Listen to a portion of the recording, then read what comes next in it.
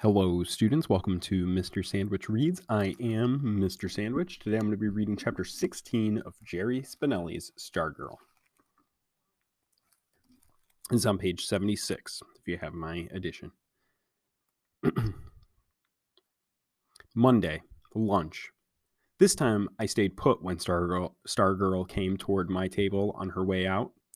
My back was to her. I could see Kevin's eyes following her, widening as she came closer. And then his eyes stopped, and his mouth was sliding toward a wicked grin, and it seemed like everything stopped. Stopped but the clink of pans in the kitchen, and the back of my neck was on fire. "You're welcome," I heard her say, almost sing. I thought, what? But then I knew what. I knew what I had to do. I knew I had to turn around and speak to her, and I knew she was going to stand there until I did. This was silly. This was childish. This being terrified of her. What was I afraid of anyway? I turned. I felt heavy, as if I were moving through water, as if I were confronting much more than a 10th grade girl with an unusual name. I faced the gaudy sunflower on her canvas bag. It looked hand-painted, and at last my eyes fell into hers. I said, Thanks for the card." Her smile put the sunflower to shame. She walked off. Kevin was grinning, wagging his head. "She's in love." "Bull," I said. "She is mucho in love." "She's goofy, that's all." The bell rang. We gathered our stuff and left. I wobbled through the rest of the day. A baseball bat could not have hit me harder than that smile did. I was 16 years old. In that time, how many thousands of smiles had been aimed at me? So why did this one feel like the first? After school, my feet carried me toward her homeroom. I was trembling. My stomach had flies.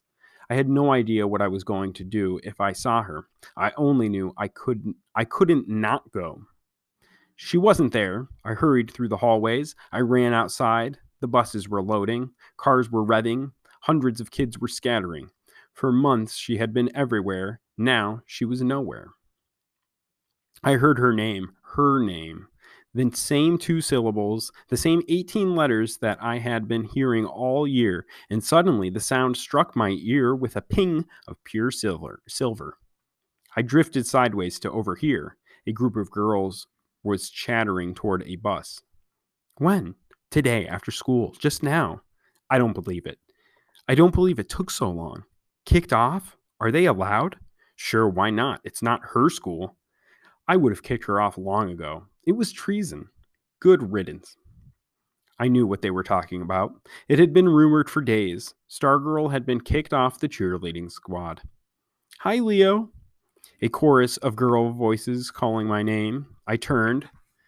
They were in front of the sun. I shaded my eyes. They sang in unison, "Star Boy." They laughed. I waved and hurried home. I could never have admitted it, but I was thrilled. Her house was 2 miles from mine, behind a little 10-store shopping center. Archie had told me where. I walked. I didn't want to ride. I wanted to be slow about it. I wanted to feel myself getting closer step by step, feel the tension rising like fizz in a soda bottle. I did not know what I would do if I saw her. I knew only that I was nervous, afraid. I was more comfortable with her as history than as person. Suddenly, intensely, I wanted to know everything about her. I wanted to see her baby pictures. I wanted to watch her eating breakfast, wrapping a gift, sleeping. Since September, she had been a performer, unique and outrageous, on the high school stage. She was the opposite of cool. She held nothing back. From her decorated desk to her oratorical speech to her performance on the football field, she was there for all to see. And yet now, I felt I had not been paying attention. I felt I had missed something important. She lived on Palo Verde. For a person so different, her house was surprisingly ordinary. At least by Arizona standards. Single story, pale adobe, clay red pipe tile roof, not a blade of grass in the small front yard, but rather barrel and prickly pear cacti and clusters of stones. It was dark, as I had intended, when I got there. I walked up and down the other side of the street. It occurred to me I might be mistaken for a prowler, so I walked around the block. I stopped into Roma Delight for a slice of pizza. Gulped down only half of it, hurried back out, couldn't relax when her house was not in sight. Couldn't relax when it was. At first, it was enough just to see the house. Then I began to wonder if she was inside. I wondered what she could be doing. Light came from every window I could see. There was a car in the driveway. The longer I hung around, the closer I wanted to be. I crossed the street and practically dashed past the house. As I went by, I scooped up a stone from the yard. I went up the street, turned, and looked at her house in the distance. I whispered to the salt-sprinkled sky, "That's where Stargirl Caraway lives. She likes me." I headed back toward the house. The street, the sidewalks were deserted. The stone was warm in my hand. This time I walked slowly as I approached. I felt strange. My eyes fixed on a triangle of light in a curtained window. I saw a shadow on a yellow wall. I seemed to be drifting, footless, into the light. Suddenly, the front door opened. I dived behind the car in the driveway and crouched by the rear fender. I heard the door close. I heard steps. The steps matched the movement of a long shadow cast down the driveway. My breath stopped. The shadow stopped. I felt both ridiculous and weirdly perfectly placed, as if crouching by that car was precisely what life had in store for me at that moment. Her voice came from beyond the shadow. "Remember when you followed me into the desert that day after school?" Absurdly, I debated whether to answer, as if doing so would, give me away? I leaned into the smooth metal of the fender. It never occurred to me to stand to show myself. Hours seemed to pass before I finally croaked, "Yes."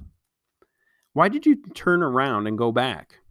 Her tone was casual, as if she held conversations every night with people crouching behind the car in the driveway. "I don't remember," I said. "Were you afraid?" "No," I lied. "I wouldn't have let you get lost, you know." "I know." A little shadow detached itself from the larger one. It came toward me, wavering over the pedaled driveway. It had a tail. It wasn't a shadow. It was the rat, Cinnamon. Cinnamon stopped at the tip of one of my sneakers. He stood looking up at me. He put his front paws on top of my sneaker and nosed into the laces. "Are you getting acquainted with Cinnamon?" "Sort of."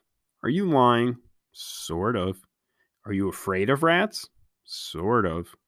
"Do you think I'm cute? If you say sort of, I'll tell Cinnamon to bite you." "Yes." "Yes, what?" "I think you're cute." I thought of adding sort of, just to be funny, but I didn't. It was probably a good idea for him. "Do you think Cinnamon is cute?"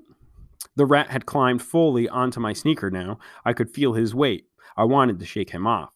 His tail spilled onto the driveway. "No comment," I said. "Oh my, hear that, Cinnamon? No comment. He doesn't want people to know he thinks you're cute." "I think you're getting a little carried away," I said. "I certainly hope so," she said. "Nothing's more fun than being carried away. Would you like to carry Cinnamon away for the night? He loves sleepovers." "No, thank you." "Oh," her voice was mock pouty. "Are you sure? He's no trouble. He hardly takes up any room. All you have to feed him is a mini wheat or two grapes. And he won't poop on your rug. Will you, Cinnamon? Go ahead, stand up and tell him you won't. Stand up, Cinnamon." Cinnamon stood on my sneaker. His eyes shone like black pearls. "Doesn't he have the cutest ears?" Who notices a rat's ears? I looked. She was right. "Yeah," I said. "I guess he does." "Tickle him behind the ears. He loves that." I swallowed hard. I reached down with the tips of my forefingers and tickled the tiny furry spaces behind the rat's ears. I guess he enjoyed it. He didn't move. And then, surprising myself, I moved one fingertip in front of his nose and he licked me. It had never occurred to me that rats do that. His tongue was half the size of my little fingernail. I would have guessed it was rough, like a cat's, but it wasn't. It was smooth. And then he was no longer on my foot. He was on my shoulder. I yelped. I tried to swat him off, but he dug into my shirt with his fingernails. Meanwhile, Stargirl was cracking up. I could see the shadow shaking. Let me guess, she said. Cinnamon jumped onto your shoulder. You got it, I said. And you're thinking about how rats are supposed to go for people's throats? I wasn't, I said, but now that you mention it, I clamped my hands around my neck. I felt something in my ear, whiskery. I yelped again, He's eating my ear! Stargirl laughed some more. He's nuzzling you. He likes you, especially your ears. He never meets an ear he doesn't love. By the time he's done, that ear of yours will be clean as a whistle, especially if there's some leftover peanut butter in it. I could feel the tiny tongue mopping the crevices of my left ear. It tickles. I felt something else. I feel teeth. He's just scraping something off for you. You must have something crusty in there. Have you washed your ears lately? None of your business. Sorry, didn't mean to get personal. I forgive you. All was quiet for a while, except for the snuffing in my ear. I could hear the rat breathing. His tail drooped into my front shirt pocket. Do you want to confess now? Confess what? I said. That you actually started to like having a rodent poking around in your ear? I smiled. I nodded, dislodging the rat's nose for a moment. I confess. More silence, tiny breathing in my ear. Well, she said at last, we have to go in now. Say goodnight, Cinnamon. No, I thought, don't go. I still have another ear, I said. If he does that one, he'll never want to leave you. And I'll be jealous. Come on, Cinnamon. Time for Betty Bye.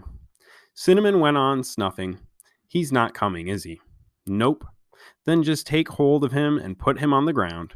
I did so. As soon as I put the rat down, he scooted under the tailpipe and out of sight on the other side of the car. The shadow withdrew. I heard the front door open. Light gushed out. Night, Leo. Night, I called. I didn't want to leave. I wish I could curl up right there on the driveway and go to sleep. I had been crouching for a long time. It was a chore just to stand. I was halfway home before I could walk right. All right. So Leo at the end of the chapter here has got what I call spaghetti legs, having a hard time standing up straight, walking. Describes the flies in his stomach, that nervousness. So why is Leo so nervous here? And he does pose the question, what's he say? He says, what was I afraid of anyway? That's on page 76. What do you think he is afraid of here? We're starting to see some feelings here pop up in Leo. He is flattered when Stargirl's kind of giving him a hard time, asking if he thinks that she's cute. He says yes. So we see a little bit of romance here starting to form in this chapter. One thing I would add too, my brother once had a pet rat, and they are very trainable and very affectionate. And so the behavior here in Cinnamon, if you're wondering, is not that unusual for a rat. They will stand up. They can learn that. They're pretty. They train fairly easily. So, anyways, keep following along. Here we see this dynamic forming between Stargirl and Leo. Although, as the rest of the school is kind of shunning her, turning her away, she's been kicked off of the team. She's had a tomato thrown at her after rooting for the other team. So, we'll see where it goes from here. All right. I hope you enjoyed that. That was chapter 16 of Stargirl. Okay. Keep following along. Peace.